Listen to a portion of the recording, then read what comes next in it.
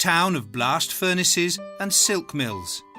Once dense with smoking chimneys, a town of iron and silk set in the strait where the lake narrows into a river. From its old vocation as a fortress and market, Lecco today finds itself with a different destiny as the centre and most important town in a province with all sorts of beauties remaining miraculously intact despite the great industrial development of the territory, which began precociously several centuries ago.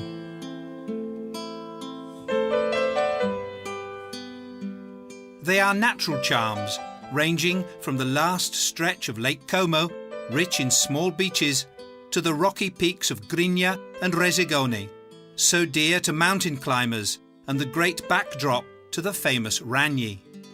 From the ski runs of the Bobbio, Artavaggio and Betule plateaus, to walks in the woods and meadows of the Valsassina and Val Varone, which have always been favourite holiday resorts for the people of Lecco, as well as other visitors, with their villages crowding round the parish churches.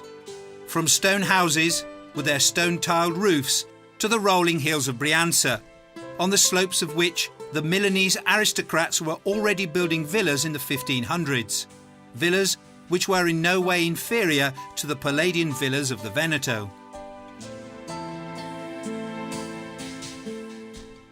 And again, the River Adda, with its winding course, its old bridges and castles, its system of locks, which Leonardo had a hand in building.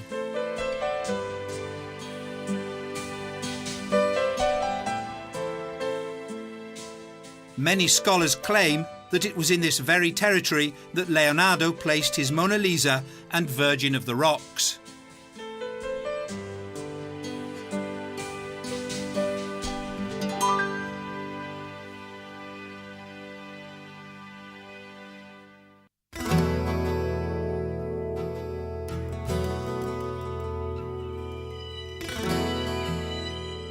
And the lake, so loved by those keen on sailing, rowing and windsurfing, in whose waters the first bathyscaphe in the world was immersed, invented and built by Pietro Vassena from Lecco.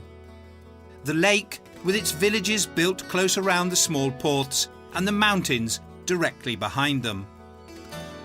These are small villages which at one time made a living from fishing, and today attract tourists looking for local colour, like Varenna and its splendid Villa Monastero, a regular destination for international tourism.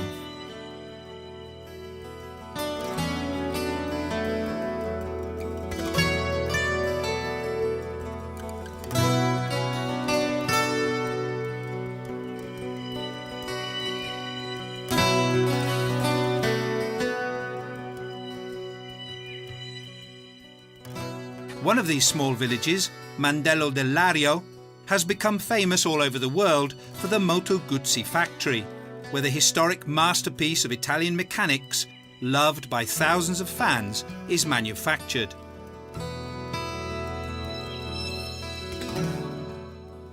A province, therefore, whose charm comes from the great variety of surprises it can offer its visitors. Among these surprises, there's no lack of gastronomic pleasures, since it's only in Valsassina that gourmets can try certain cheeses, with the place of honour going to the Taleggio and Robiola varieties. And it's only in Brianza that special cold meats and salamis are produced. And it's only at the lake that very old fish recipes such as misoltini can be tasted.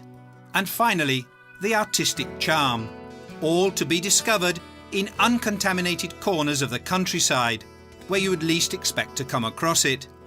The 17th century Forte di Fuentes, which dominates the lake, and the more recent Forte Lusardi, built at the beginning of the 20th century and remaining curiously inactive despite 2 world wars. The 1,000-year-old structure of St. Peter's at Montecivate, with its frescoes among the oldest in Italy, which can only be reached on foot through the woods. And Lecco, with its medieval bridge over the River Adda, where the lake becomes a river, is the one Italian town that possesses a true cultural halo, thanks to Alexander Manzoni, who lived here and made it the setting of his novel I Promessi Sposi, The Betrothed, the most beautiful novel in our literature.